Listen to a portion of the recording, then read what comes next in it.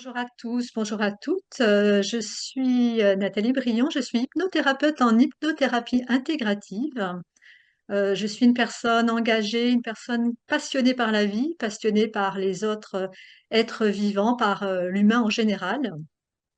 Je suis aussi une femme de 53 ans, mère de 3 enfants, qui a vécu des épreuves dans sa vie, des changements de vie. Et tout cela a modelé ce que je suis aujourd'hui.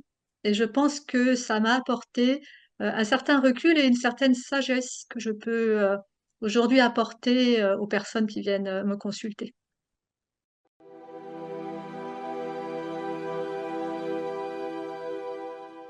Ben, je pense que je suis née avec, hein, comme beaucoup d'êtres humains d'ailleurs. Je me suis intéressée à mon environnement très tôt, hein, comme les enfants savent si bien le faire. J'étais très curieuse, très désireuse d'apprendre. J'avais un contact facile, j'allais facilement vers les autres personnes. Et donc ça a déjà été un premier point par rapport à cet intérêt pour les autres. Et puis j'ai eu une deuxième phase à l'adolescence, différente, mais qui a aussi enrichi cet intérêt, pour l'être humain. Cette période d'adolescence était un peu difficile pour moi, j'avais un certain mal-être et à l'époque, je ne le comprenais pas et j'ai beaucoup lu, je me suis beaucoup intéressée à tout ce qu'on pourrait appeler le développement personnel à l'époque, pour mieux me comprendre moi, mieux comprendre, ce que je vivais, comment je réagissais et aussi mieux comprendre mes relations et les relations entre les êtres vivants. Tout simplement parce que j'avais du mal à être en contact avec les autres êtres autour de moi et je cherchais à comprendre pourquoi. Donc j'ai beaucoup lu et j'ai surtout cherché des applications pratiques par rapport à cela. Donc cette époque, ça a été aussi une période où mon intérêt pour l'être humain s'est développé parce que j'étais intéressée par mieux connaître ce qui se passait au fond de soi-même, mieux connaître comment ça se passait au niveau de ses émotions, au niveau de ses pensées, au niveau de ses relations. Et je ressentais aussi une profonde compassion pour l'être humain, déjà pour moi-même, pour ce que je vivais. Et je me disais que si moi je vivais ça, d'autres aussi ils pouvaient le vivre.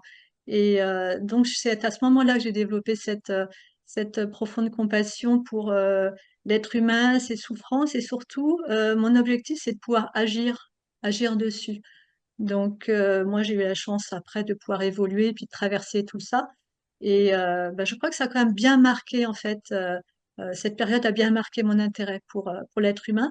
Et je me suis orientée par la suite, hein, dans mes choix d'études vers les ressources humaines, tout simplement. Et j'ai exercé ensuite pendant 15 ans, hein, au moins, dans les ressources humaines en entreprise.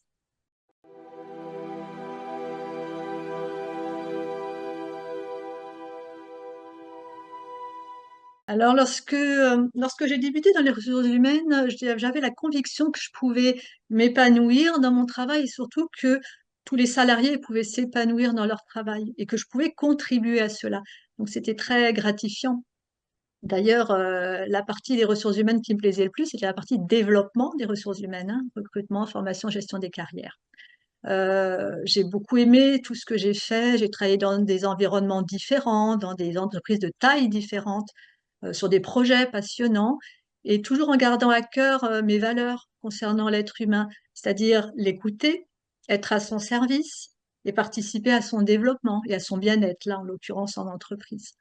Mais bon, au bout d'un moment, je crois que la réalité économique, organisationnelle m'a rattrapée parce que c'est aussi toute une période où j'ai pu constater que je manquais de moyens, d'effectifs pour faire un travail de qualité. J'étais aussi pressurisée, hein, plus je montais dans la hiérarchie et plus j'avais de contraintes, d'obligations. Puis à côté de ça, je devenais maman de 3 enfants, donc il fallait que je mène de front ces deux carrières. Je n'avais plus le temps d'écouter comme j'aurais aimé écouter les salariés. Je n'avais pas toujours la possibilité de répondre à leurs attentes, à leur mal-être. J'ai vu des contextes très maltraitants. J'ai été amenée à vivre plusieurs réorganisations, une OPA, des déménagements, des changements d'actionnaires, de direction, et tout ça était assez maltraitant. Donc j'étais témoin de cela, je faisais autant que je pouvais, mais j'avais pas toujours les mains libres en fait pour agir. Donc ce qui s'est passé, c'est qu'au bout d'un moment, tout simplement, bah, je pense que j'étais en burn-out. C'était trop, on me demandait trop. Burn-out et bah, le hasard de la vie, et la vie a bien fait les choses, même si sur le moment, j'ai pas apprécié du tout. Mon responsable hiérarchique à l'époque m'a proposé une rupture conventionnelle plus ou moins subie. J'ai accepté cette rupture conventionnelle et aujourd'hui, ben, je le remercie parce que grâce à lui, j'ai pu bah, changer complètement, changer d'orientation professionnelle, mais aussi beaucoup travailler de nouveau sur moi-même, retravailler des choses que je n'avais pas complètement nettoyées, notamment avec à base d'un accompagnement en EMDR. J'ai, pendant cette période-là, rencontré les bonnes personnes au bon moment, les bonnes informations. Donc, j'étais à ce moment-là informée de cette formation en hypnothérapie intégrative, hein, qui, en plus bah, de pouvoir recevoir des médecins ou des psychologues, pouvait aussi recevoir des personnes comme moi qui venaient pas du monde médical. Donc, j'ai eu beaucoup de chance de pouvoir faire cette formation-là. Et c'est comme ça que je suis rentrée, bah, que je suis arrivée à la voie de l'hypnose et j'en suis très heureuse.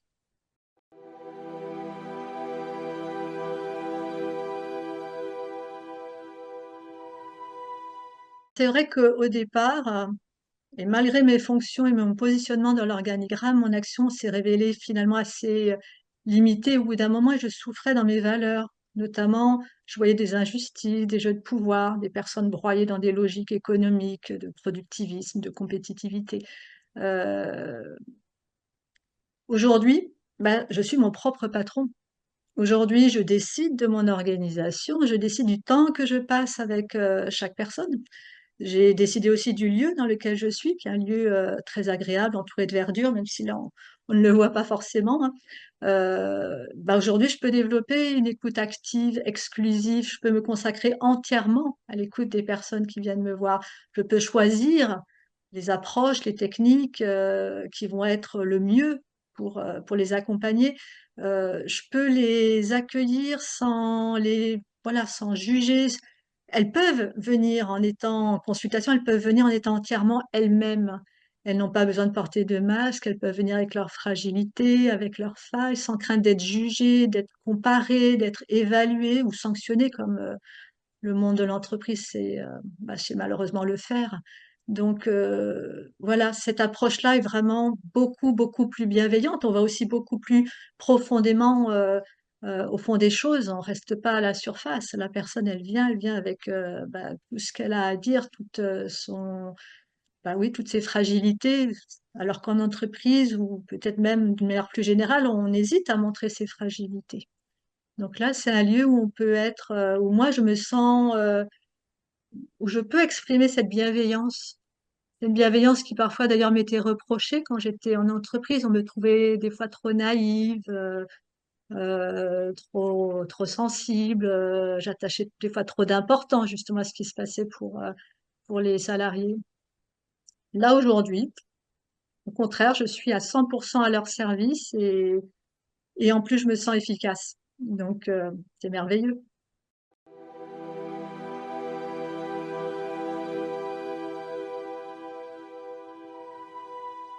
Il faut savoir qu'en France, il n'y a pas de réglementation spécifique pour exercer en tant qu'hypnothérapeute. Ça veut dire qu'aujourd'hui, une personne qui fait 2 jours de formation peut être hypnothérapeute, voire ne pas avoir de formation du tout, puisqu'il n'y a pas en fait de contrôle réel.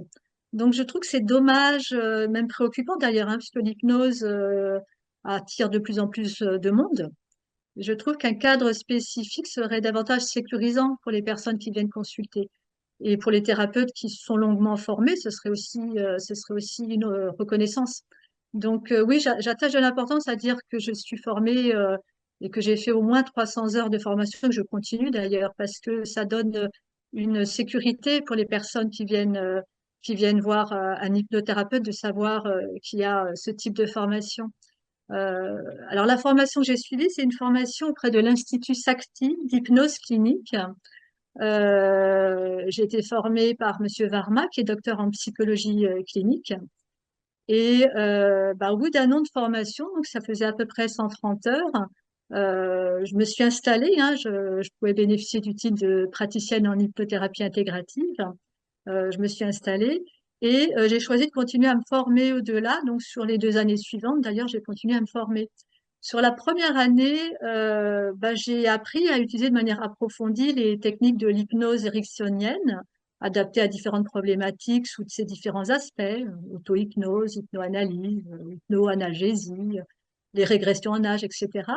Et j'ai été formée également à d'autres approches, comme la thérapie comportementale et cognitive, les techniques de stimulation alternative, qui sont une variante de l'EMDR, et les techniques de la psychologie énergétique. Et j'ai décidé ensuite aussi de me spécialiser aussi sur certaines thématiques, comme la gestion de la douleur, comme les phobies sociales, les troubles anxieux, la dépression, voilà, des choses comme ça. Et par la suite, j'ai continué à me former, hein, au-delà de cet organisme de formation. Je me suis aussi formée à d'autres éléments de la PNL, à la cohérence cardiaque, à la régulation émotionnelle, qui s'appelait avant Tipeee. Voilà. Donc, c'est une approche qui est intégrative, hein.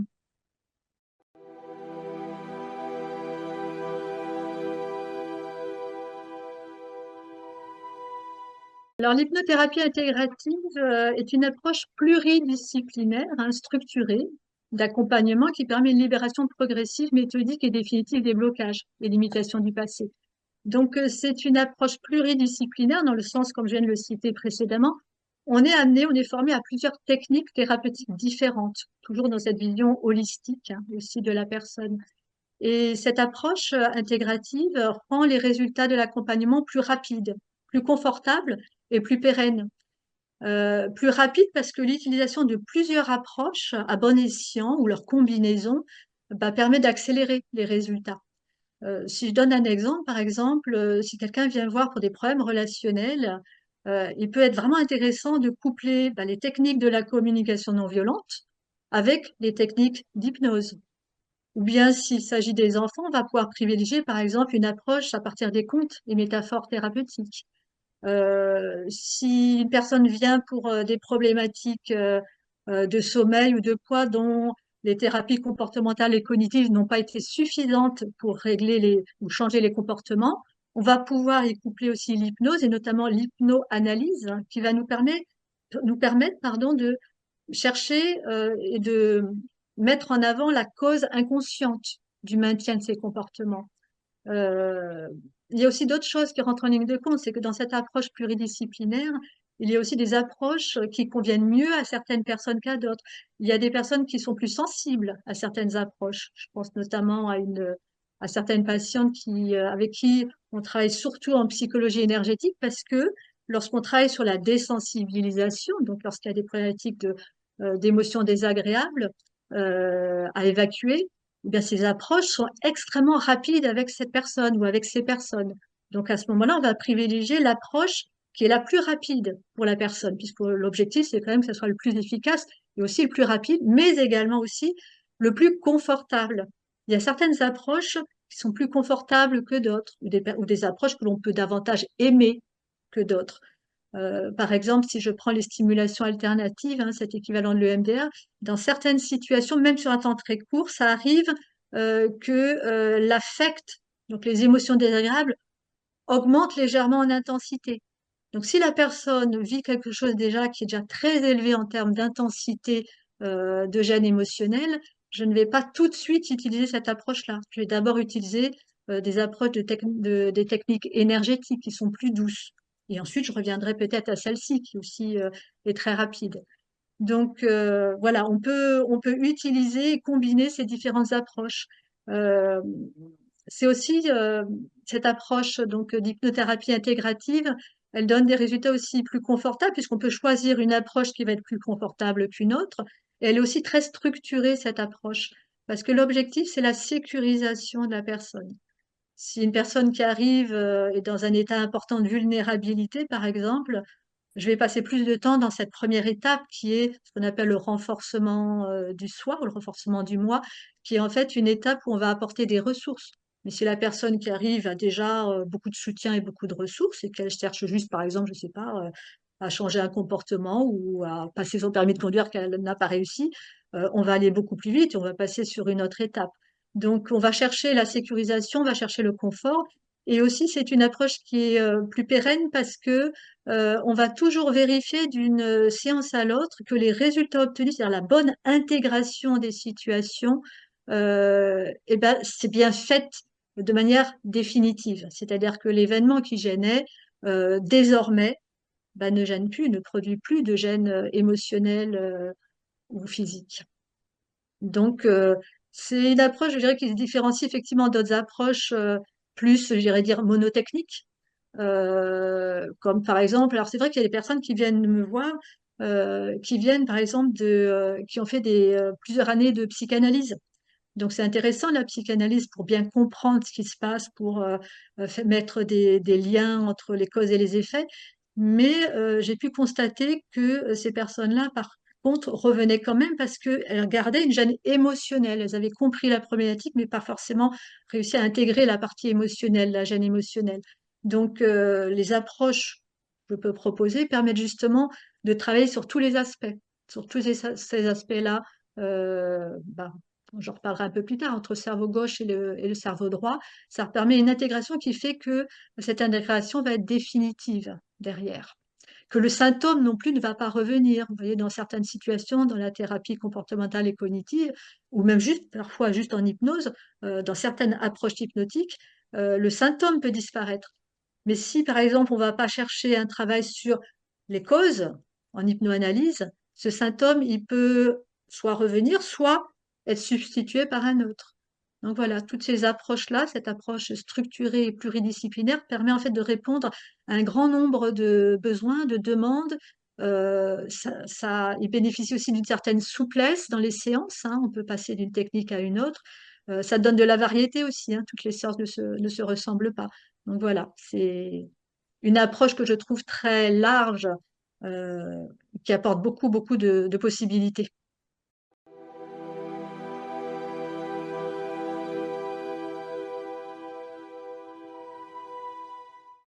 L'état modifié de conscience, c'est un état qui est parfaitement naturel. C'est un état qu'on a tous déjà expérimenté. C'est un état, si je devais le décrire, où la personne est davantage orientée à l'intérieur d'elle-même. Son environnement extérieur devient moins présent, hein. C'est pas qu'il n'existe pas, c'est juste qu'elle y investit moins d'attention. Alors on a déjà connu ça, hein. Si on est perdu dans nos pensées, si on conduit sur l'autoroute, tout est à peu près identique, tout le monde roule dans le même sens, bah, tout à coup, voilà, on est un peu en pilotage automatique et on peut être dans nos pensées. Euh, c'est un état hypnotique. Mais c'est aussi l'enfant, hein, qui joue et qui est complètement passionné par ce qu'il fait, et puis sa maman arrive, et puis elle lui pose une question, puis il l'entend même pas. C'est pas qu'il le fait exprès, hein, c'est qu'il est tellement dans son monde intérieur qu'il n'entend pas. Donc tout ça, ce sont des états, c'est un état, ce sont des états hypnotiques. Donc l'état hypnotique en soi est un état naturel. Nous, en thérapie, hein, en hypnothérapie, on va utiliser cet état-là. On va l'utiliser d'une certaine manière, c'est-à-dire qu'on va l'utiliser avec des techniques, des approches, des protocoles qui vont être sécurisants pour la personne, qui vont respecter son rythme, hein. Moi, j'insiste bien, je le dis souvent, je suis hypnothérapeute, je ne suis pas hypnotiseuse. Donc, je ne suis pas là, je ne cherche pas à manipuler, à faire faire des choses à des personnes qui n'ont pas envie. C'est pas du tout mon objectif. Mon objectif, il est vraiment thérapeutique, que la personne aille mieux, qu'elle puisse utiliser cet état modifié de conscience pour son propre bien. Donc, moi, je vais la guider, évidemment, par rapport à ça. Mais je vais aussi enseigner. Autant que possible, je vais enseigner, par exemple, l'auto-hypnose. Très souvent, lors d'une première séance, c'est pas systématique, mais c'est quand même très souvent, j'enregistre aussi la première séance d'hypnose. Comme ça, la personne, elle peut, chez elle, dans son environnement plus connu, se remettre dans cet état d'hypnose et s'habituer à cet état d'hypnose et rentrer au fur et à mesure de plus en plus profondément en état d'hypnose. Donc même des personnes qui disent, ben moi, je ne suis pas hypnotisable, ou etc. C'est surtout une question de lâcher prise et c'est surtout une question de confiance. Donc c'est important d'avoir confiance en la personne que l'on vient voir. C'est pas anodin. D'ailleurs, c'est pas anodin d'aller voir un thérapeute d'une manière générale, et donc c'est pas anodin d'aller voir une personne non plus qui fait de l'hypnose. Et c'est vrai que c'est dommage que l'hypnose puisse être vue comme peut-être à cause des spectacles, hein, qui sont là aussi pour divertir, mais ce n'est pas du spectacle, c'est thérapeutique. Donc là, on utilise cet état parfaitement naturel sur lequel on peut s'entraîner bah, au service de notre propre bien-être. Et l'hypnose est assez extraordinaire. D'ailleurs, l'hypnose est quelque chose de très doux en réalité, hein. Le corps, il est dans la détente, on est dans un certain bien-être quand on est en hypnose. Et on ouvre des portes sur l'inconscient. Ça, c'est un élément important, c'est que l'hypnose, si on l'utilise comme ça à visée thérapeutique, c'est aussi parce que c'est une voie royale vers l'inconscient. Étant donné qu'on est plus à l'intérieur de soi qu'à l'extérieur, plus tourné vers son intérieur, on est aussi plus en rapport avec cet inconscient et donc plus en possibilité d'être en contact avec ses ressources, notamment des ressources insoupçonnées. On peut aussi, grâce à l'état hypnotique, aller chercher des réponses dans l'inconscient qu'on ne trouverait pas dans le conscient. Donc tout ça avec toujours beaucoup de sécurisation, de bien-être, d'accompagnement. C'est très doux. Moi, je respecte complètement le rythme des personnes. Il y a des personnes qui vont rentrer très rapidement en hypnose, d'autres qui vont hésiter, d'autres qui vont en avoir un petit peu peur. C'est mon travail de les rassurer, c'est mon travail de leur montrer, de les faire, de leur montrer comment pratiquer pour qu'elles soient en confiance. Et quand elles vont se rendre compte qu'elles-mêmes sont capables d'utiliser ça pour leur propre bien et qu'en réalité, elles l'utilisent déjà. Mais si on est dans notre état hypnotique et qu'on est en train de se dire des choses négatives, qu'on est en train de voir des choses qui nous plaisent pas, si on est en train de se projeter des images d'un avenir pas agréable, c'est comme si on mettait des petites graines dans notre inconscient. Ces petites graines, par contre, elles sont pas forcément agréables. Donc là, l'objectif, c'est de travailler à mettre des bonnes petites graines agréables, des graines qui vont permettre de répondre à nos objectifs, qui vont permettre de nous sentir mieux. Voilà, c'est ça l'hypnose, c'est un chemin complètement ouvert vers l'inconscient et en même temps un état parfaitement naturel. Alors je dirais quand même, si je voulais préciser quand même par rapport à l'hypnose, c'est pas une baguette magique non plus, hein, l'hypnose, hein. Des fois on vient me voir en me disant, bah, je voudrais que pop, tout ça, ça disparaisse. L'hypnose, ça supprime pas, hein, ça n'efface pas les choses. Ça permet d'accéder, ça permet de retraiter, notamment avec les différentes approches. Ça permet de, oui, d'éliminer des gènes émotionnels, mais ça n'efface pas les événements. C'est juste ils n'ont plus d'impact sur la personne. Voilà. Alors, oui, il y avait la notion de la perte de conscience. Pour finir sur ça, sur la perte de conscience, je dirais que l'hypnose, il n'y a pas de perte de conscience, sauf si on est suffisamment détendu et en confiance dans la séance pour s'endormir. J'ai eu le cas d'ailleurs, hein, des personnes qui se sont endormies pendant une séance d'arrêt du tabac, notamment. J'ai eu deux personnes, hein, l'un m'a envoyé l'autre personne d'ailleurs, bah, tous les deux ont arrêté de fumer, hein. Pourtant, voilà, ils ont dormi. Ça montre juste la puissance de l'inconscient en fait et de nos ressources intérieures.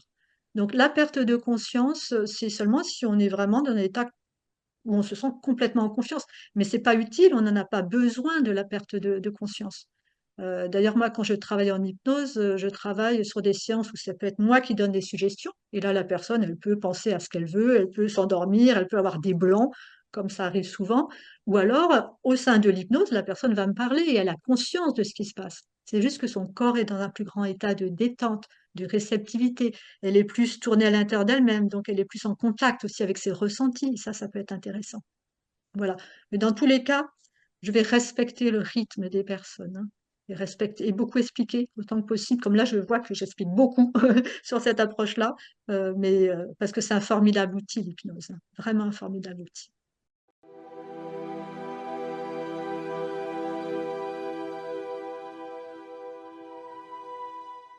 Alors, il y a des praticiens qui appartiennent à différents courants de psychothérapie qui ont constaté que les mouvements oculaires latéraux ou circulaires entraînaient la disparition d'émotions désagréables liées à des traumatismes non résolus du passé.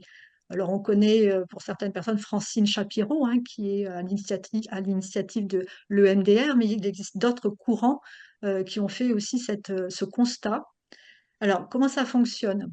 Il se trouve que lorsque l'on vit un événement désagréable, il y a de l'information qui se stocke dans notre cerveau gauche. Et notamment, grâce à la psychanalyse, on peut avoir accès à cette information, à cette compréhension de ce qui s'est passé dans l'événement.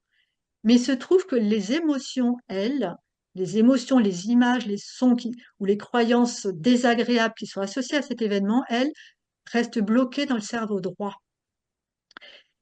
Il n'y a pas retraitement entre les deux. Il peut y avoir complètement une cassure, justement. Donc, on peut très bien continuer à se rappeler de l'événement, on peut même en parler et très bien l'expliquer, et pour autant, on peut continuer à souffrir de cet événement-là.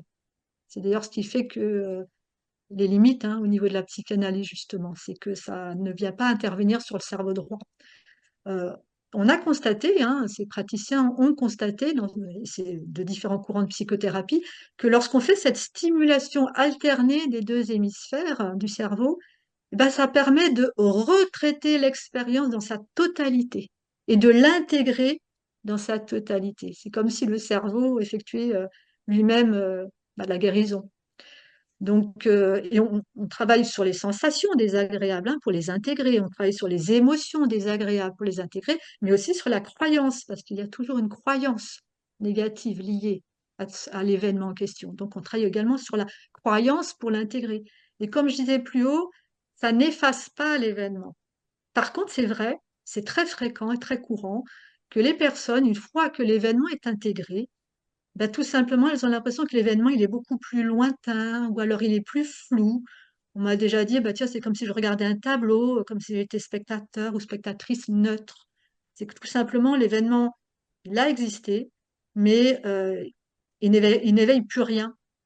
Donc, c'est vraiment une pratique très efficace et qui bénéficie aussi d'une bonne alliance avec l'hypnose, puisque parfois avec l'hypnose, on peut faire ressurgir des événements qui étaient restés bloqués, et qui éveillaient par contre encore des gènes, hein, mais qui restaient bloqués. Donc avoir cette capacité-là, justement, l'hypnose qui peut faire venir des événements qui étaient bloqués ou qui peut faire ressurgir des émotions qui avaient été aussi bloquées, qui restaient à l'intérieur mais qui continue à faire des effets hein, de manière indirecte, plus l'utilisation de ces stimulations alternatives, hein, cet équivalent de l'EMDR, ça donne des résultats, de très très bons résultats.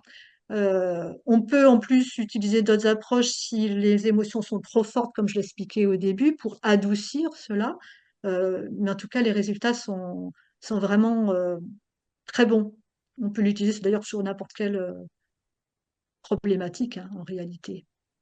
Parce que la question des traumas, hein, le mot trauma, on peut le voir à des sens très larges. Hein. Moi, je considère que, par exemple qu'un trauma, c'est toute situation qui éveille encore aujourd'hui une gêne physique ou émotionnelle. Voilà, donc ça peut être un regard qui a été porté, ça peut être une phrase qu'a dit un jour un parent. Voilà, ce qui compte, c'est qu'est-ce que ça implique encore pour la personne aujourd'hui. Est-ce qu'elle continue à être gênée par ce regard, continue à être gênée par cette phrase qui lui a été dite? Si elle continue à être gênée, ça veut dire que quelque chose ne s'est pas intégré encore et que ça produit encore une gêne, hein, puisque c'est encore le cas actuellement que ça évoque encore une gêne. Donc on fait disparaître cela. Alors, à savoir que pour finir sur ce point-là, je peux utiliser des stimulations qui peuvent être visuelles, hein, comme c'est le cas par exemple en EMDR, hein, on passe les deux doigts comme ça, index majeur, devant le champ visuel de la personne, et puis on fait des mouvements horizontaux de gauche à droite à gauche, plus ou moins rapidement d'ailleurs, hein, en fonction du résultat que l'on souhaite. Mais je peux aussi utiliser, en tout cas j'utilisais avant, des stimulations auditives, alternatives, c'est la même chose. Vous voyez, comme ça. Ou bien, et aujourd'hui, c'est ce que j'utilise beaucoup, hein, surtout après la période Covid, ce sont des stimulations kinesthésiques. On croise les bras comme ça, ou alors ça peut être sur les cuisses, et puis, hop, des mouvements alternatifs. Voilà.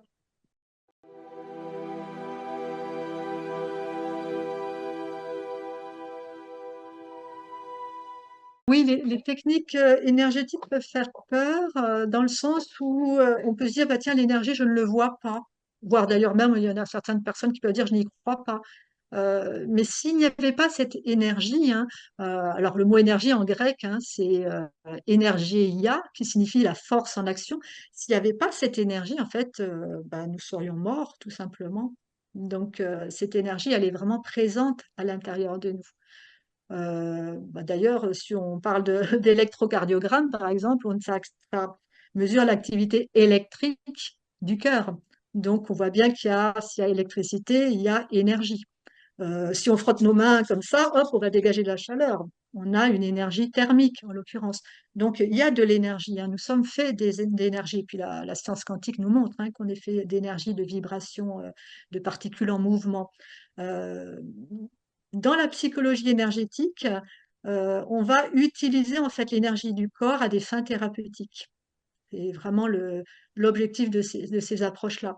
Donc, qu'on appelle cette énergie le chi, le ki, la force de vie, l'énergie universelle de vie, comme le Reiki, hein. Le Reiki, c'est l'énergie universelle ou spirituelle de vie. Dans tous les cas, on va utiliser cette énergie au service du bien-être des personnes. On considère que si notre énergie, notre système d'énergie est déséquilibré, ça va produire des choses dans notre vie, aussi bien au niveau d'émotions, au niveau également de problématiques physiques. Donc l'objectif de ces approches, c'est de rétablir l'équilibre énergétique. Moi, j'utilise plusieurs approches différentes. Certaines vont utiliser le système des méridiens, qui est quand même le système le plus connu, hein, qu'on utilise en médecine chinoise, en acupuncture, etc. Je ne vais pas l'utiliser avec des aiguilles, hein, je vais l'utiliser avec des tapotements sur des points particuliers qui se trouvent sur ces méridiens, avec l'objectif d'évacuer les émotions désagréables ou de rétablir donc cet équilibre énergétique en corrigeant les déséquilibres énergétiques. Je vais utiliser bon, l'EFT, hein, qui est aussi une approche qui est relativement connue et vulgarisée, hein, notamment sur Internet, ou la thérapie du champ mental, mais je peux utiliser aussi d'autres approches, hein. Je peux utiliser des approches qui vont utiliser aussi autre chose que les méridiens. Je peux utiliser aussi le système des chakras ou du biochamp. Voilà. Comme par exemple en Reiki, hein, ou en magnétisme, ce sont ces champs-là que l'on utilise. Les personnes, ce qui est très intéressant dans les techniques énergétiques, ce sont des techniques qui sont douces, ce sont des techniques qui n'ont aucun effet secondaire, hein. Moi, je l'enseigne aux enfants. C'est des techniques, donc il y en a une que j'enseigne le plus tôt possible, puisque ça permet de gérer ses émotions, ce qui est très utile entre les séances. Et elles sont douces, donc je vais les utiliser très facilement aussi. Elles sont adaptées, hein, pour tout le monde, y compris et surtout pour les enfants. Voilà ce que je peux dire. Ça consiste donc dans des tapotements, hein. Ça peut être moi qui passe les mains au-dessus du corps en Reiki, par exemple. Ça peut être des postures et des respirations. Moi, j'ai envie de dire en réalité que tout est énergie dans la vie. Et moi, personnellement, j'ai appris à ressentir cette énergie très tôt, parce que j'ai fait plusieurs années d'arts martiaux quand j'étais jeune, hein, entre 18 et 23 ans. Et bah, on utilisait cette énergie en fait, hein. D'ailleurs, on l'utilisait dans plein de situations, dans beaucoup de sports et d'autres approches. Et je la sentais entre mes mains, cette énergie-là.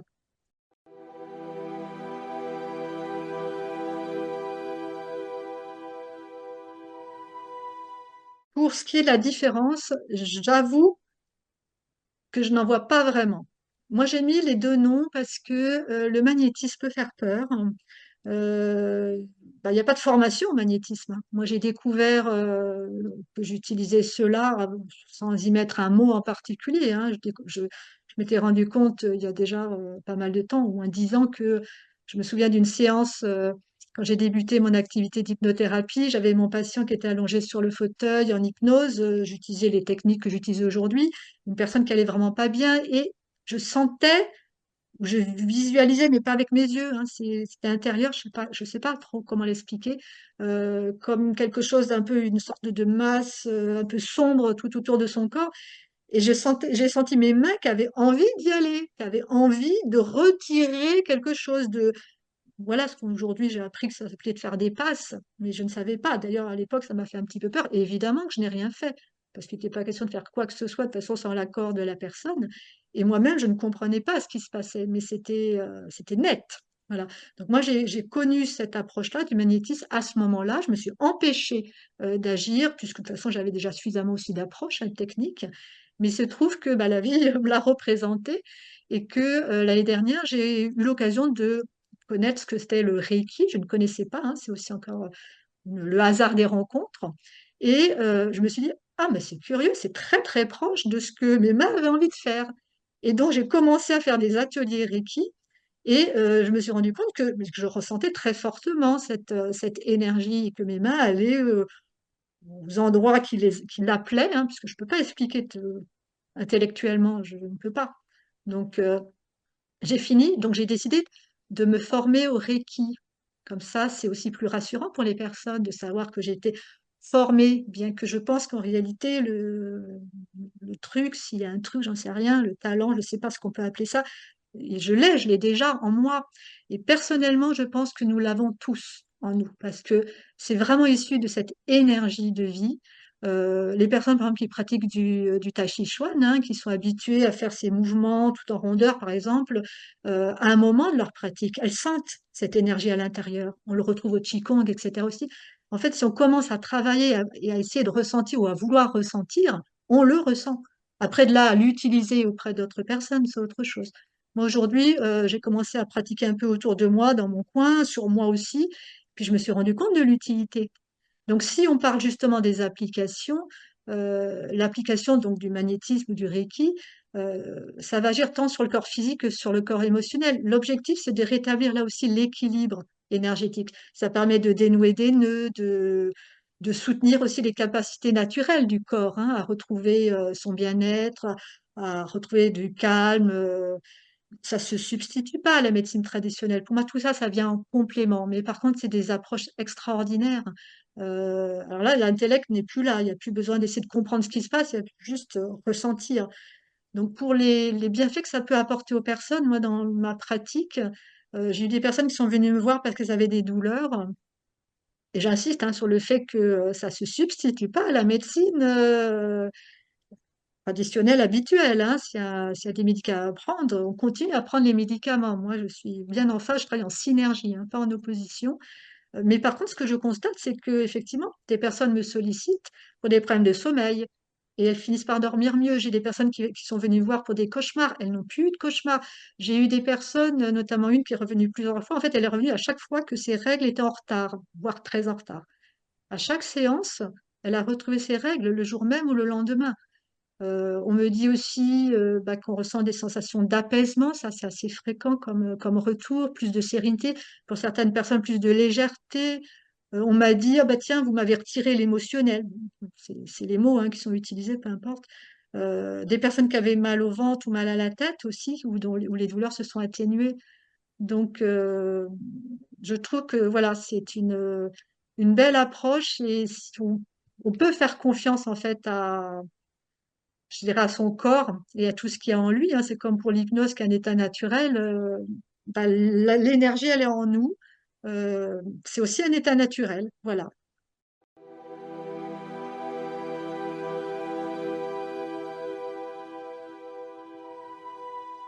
Alors concrètement, la personne, elle est allongée. Elle a strictement rien à faire. En général, en début de séance, on a parlé du pourquoi la personne vient. Euh, Elle peut être. Alors, elle est toujours habillée, ça j'insiste sur ce sujet-là, parce que si on vous demande de ne pas être habillé à une séance de Reiki ou de magnétisme, c'est anormal. Voilà, ça c'est important de bien le signaler. Euh, alors, dans ma pratique aussi, je propose une couverture pour les personnes qui le souhaitent. Parce que les ressentis derrière peuvent être parfois des ressentis ensuite de la sensation de froid, hein, mais pour certaines, ça peut être d'autres sensations, mais il peut y avoir ça. Et la plupart du temps, moi, je n'ai pas besoin de toucher la personne, en fait, hein. Je passe les mains au-dessus d'elle, à certains endroits en particulier, bah, notamment sur l'ensemble des chakras. Parfois, je vais aller sur certains organes aussi, puisque les organes sont aussi rattachés à des émotions, hein, en médecine traditionnelle chinoise. Par exemple, si une personne vient et me parle de colère, je vais certainement aller voir le foie pour savoir qu'est-ce que je ressens avec mes mains au niveau du foie. Et je vais rééquilibrer tout ça. Donc, c'est voilà, c'est une séance qui est, euh, qui est agréable en général, puisque justement, il n'y a rien à faire, hein, juste les yeux fermés, tranquillement. On peut penser à ce que l'on veut. Voilà.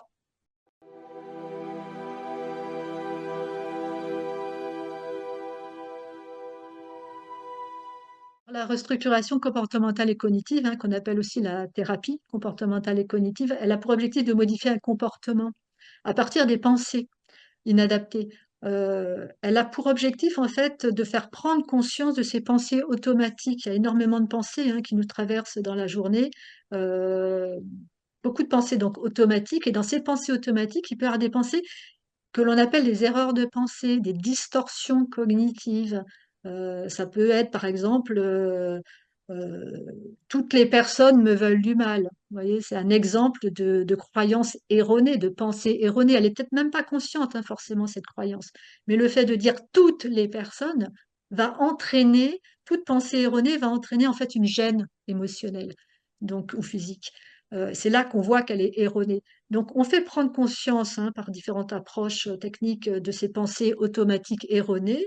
Je les explique, je les détaille aux personnes. Ensuite, on travaille à les modifier.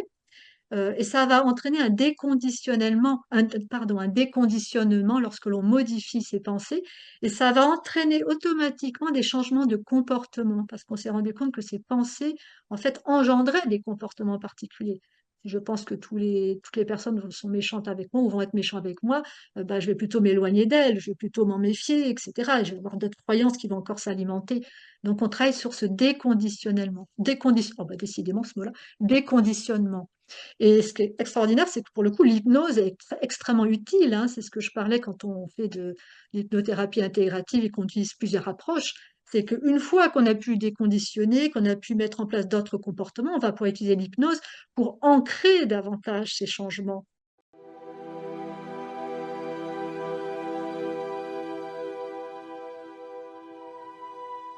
Pour moi, effectivement, l'aspect essentiel dans mon travail, c'est de pouvoir accueillir la personne d'une manière inconditionnelle, c'est-à-dire dans son entièreté, sa spécificité, sans aucun jugement. Je suis reconnue comme une personne très bienveillante, à l'écoute, hein, comme je disais même à un moment, je crois, de l'interview, des fois trop bienveillante, on me trouve trop gentille, des fois, bon.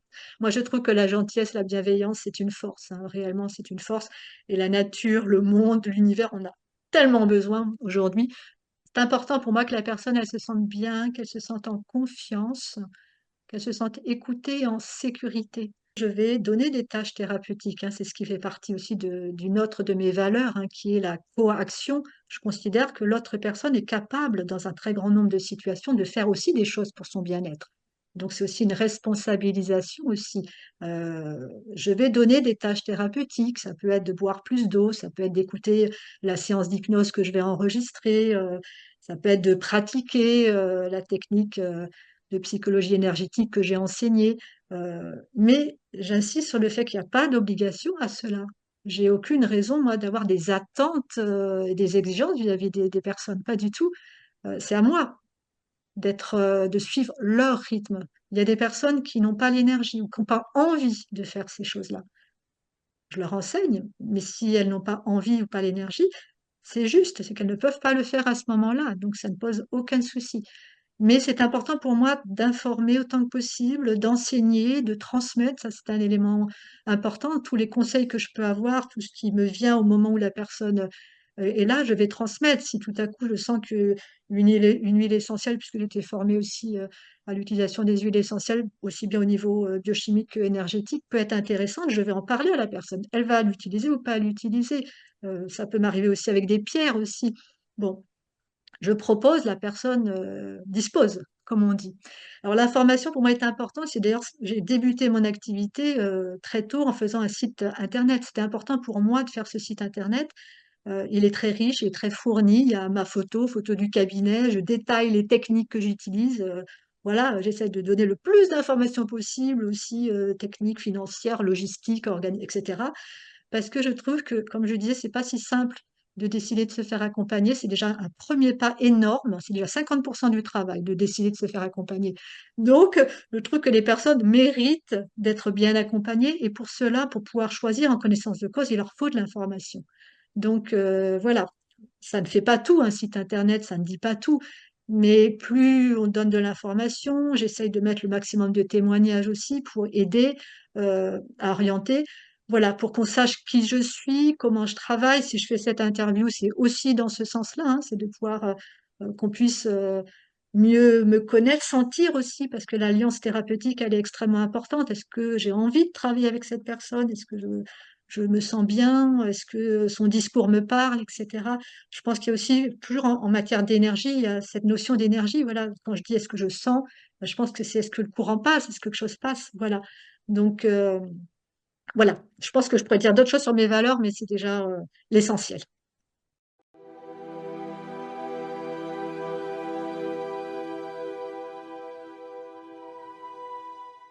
On vient me voir pour des thérapies de fond, quand on va pas bien du tout, pour des cas de dépression, d'anxiété généralisée, etc.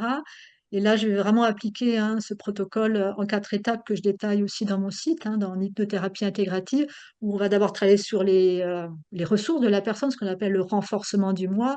Ensuite, on va travailler sur les traumatismes, dont je parlais, ça peut être toutes sortes de traumatismes. On va travailler sur les distorsions cognitives, comme je parlais aussi tout à l'heure, et puis sur les schémas restants, c'est-à-dire les répétitions de situations qui pourraient perdurer. Donc, on va travailler sur tout ça. Et le nombre de séances, il n'est pas facile de répondre à ça parce qu'en fait, il est fonction de tellement de critères différents. Ça va dépendre de l'état de vulnérabilité de la personne, par exemple, qui arrive. Ça va dépendre du soutien qu'elle a ou qu'elle n'a pas, de ce qu'elle est en train de traverser dans sa vie à ce moment-là. Ça va dépendre du nombre de situations traumatiques qu'elle a pu vivre, de leur intensité, de leur répétition, de l'âge à laquelle elles sont survenues. Donc, il n'est pas forcément possible de donner un nombre de séances, mais il faut savoir par contre que euh, il n'y a aucune obligation dans mon approche. Il n'y a pas d'obligation de faire tant de séances. On va faire les séances au fur et à mesure. On va adapter, on va décider d'un rythme de semaines, 15 jours, toutes les 3 semaines, tous les mois. Des personnes qui viennent de province, il y en a, ils viennent tous les 2 mois, peu importe. On va respecter le rythme, là encore, de la personne. Il y a des personnes qui ont besoin d'aller vite, des personnes qui ont besoin d'intégrer les choses, et il vaut mieux espacer les séances. Voilà, donc le nombre de séances ou la durée au global, elle va dépendre aussi de tout ça. Donc ça, c'est pour voilà, ce travail de fond. Je le retrouve aussi pour des demandes plus ponctuelles. On vient me voir évidemment pour arrêter de fumer, c'est très classique. Pour d'autres problématiques d'addiction aussi. Pour des comportements compulsifs aussi, des TOC par exemple. Dans des cas d'anxiété spécifiques, par exemple prendre la parole en public, surtout si on a une présentation à faire bientôt, on peut venir me solliciter. Perdre du poids ou en gagner également, réduire ses douleurs, accompagner des problématiques d'ordre sexuel, retrouver du sommeil, un meilleur sommeil, développer des bonnes relations, mieux gérer ses émotions, travailler sur des troubles infantiles pour les enfants, l'énurésie, le pouce dans la bouche. Ou bien pour se libérer d'un traumatisme bien spécifique, ou alors d'une phobie très ponctuelle, phobie des avions, avant l'été, c'est fréquent. Ou alors juste pour augmenter ses performances sportives, pour réussir un examen, permis de conduire par exemple. En général, l'hypnose arrive en dernier recours, c'est quand on n'a pas réussi à faire son permis pendant un certain temps, on arrive à l'hypnose, et ça fonctionne vraiment, vraiment bien, on utilise vraiment ses ressources. Puis alors, il y a des femmes enceintes aussi qui peuvent me solliciter en vue de l'accouchement ou alors en cas de postpartum. Voilà. Mais là aussi, pas toujours besoin, on ne peut pas toujours donner un nombre de séances. Alors pour l'hypnose, si moi je travaille entre 1 et 3 séances, même si souvent une suffit. Mais par contre, pour beaucoup d'autres situations, par exemple la perte de poids, on peut venir me voir pour la perte de poids, mais il peut y avoir 10 personnes qui viennent pour ce même sujet, ça ne sera pas forcément le même rythme. Pour certains, en quelques séances, ça sera bon. Pour d'autres, il en faudra plus parce qu'il y aura des résistances ou parce qu'il y aura des causes inconscientes qui maintiennent le comportement. Donc, c'est très variable. Voilà. Donc, dans tous les cas, quand on me demande, je dis, je ne sais pas, mais que c'est un travail commun aussi, c'est une alliance. Et si en plus, les tâches thérapeutiques que je propose peuvent être faites, ça va permettre aussi d'aller plus vite. Donc, voilà, c'est un co-travail, cet accompagnement.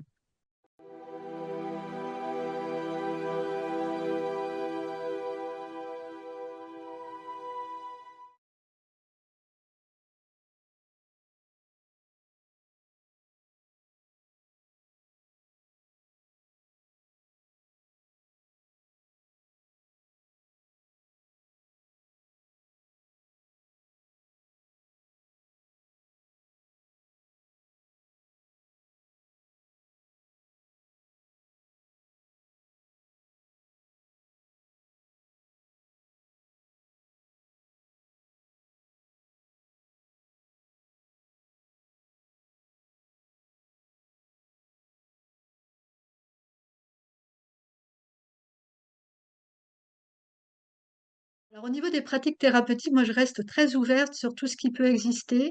Alors, j'ai déjà un champ d'action quand même qui est très, très large, mais je n'aime pas me fermer, en fait. S'il y a des choses qui peuvent être intéressantes et que moi, je peux pratiquer, d'ailleurs sur moi-même, je vais tester et puis je vais proposer. Euh, je me suis formée il y a quelques années sur les huiles essentielles. Je trouve de plus en plus intéressant d'être en lien avec les plantes. Et je trouve qu'il y a un vrai champ d'investigation dans ce domaine-là. Notamment actuellement, moi je m'intéresse à la gémothérapie, hein, qui est l'utilisation des bourgeons et des jeunes pousses hein, à visée thérapeutique.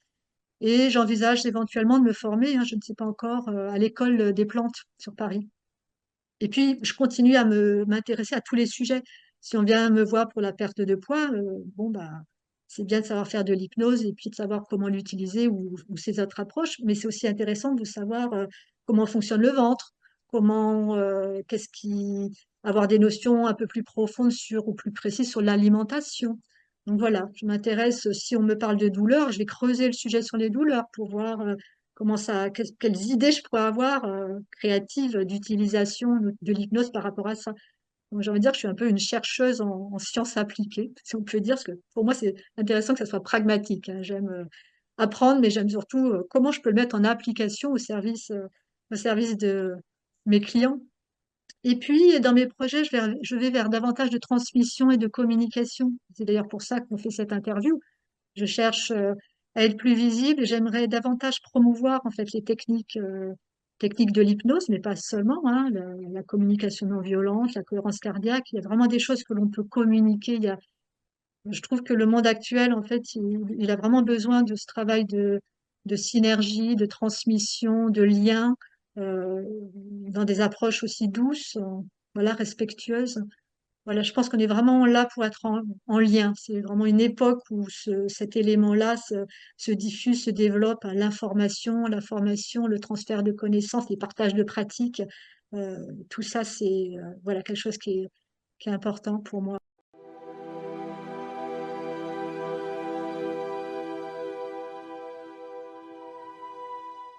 Déjà, mes services s'adressent à tous, hein, hommes, femmes, enfants, adolescents. Je suis située à Maison-Alfort. Mon cabinet est à Maison-Alfort, hein, accessible sur la ligne 8 du métro et puis accessible par le RERD. Je fais également des séances à distance qui fonctionnent très bien d'ailleurs, hein. J'ai des patients qui sont en province ou alors qui ne peuvent pas se déplacer aussi hein, pour des raisons de santé ou professionnelles. Donc ça fonctionne bien, notamment l'hypnose. On pourrait croire des fois, bah non, ça, c'est trop. Si on n'est pas à côté, ça va pas fonctionner. L'hypnose fonctionne très bien à distance et même des fois, c'est plus confortable pour les personnes parce qu'elles sont dans leur lieu. Donc, elles se sentent plus en confiance d'être dans leur lieu qu'elles connaissent. Donc, ça leur permet des fois de lâcher davantage, d'ailleurs, en hypnose. Pareil pour le Reiki, l'approche énergétique. Il n'y a pas forcément besoin d'être en présence, hein. Ça fonctionne très, très bien à distance. J'ai des très bons résultats aussi à distance, hein. L'énergie, elle dépasse complètement les distances, les lieux, hein. J'ai un site internet hein, pour finir, hein, nathalie-brion-hypno.fr, à partir duquel bah, vous pouvez avoir toutes les informations complémentaires, me contacter, prendre rendez-vous. Vous pouvez prendre rendez-vous directement avec moi aussi, hein, si vous le souhaitez. Tout me va.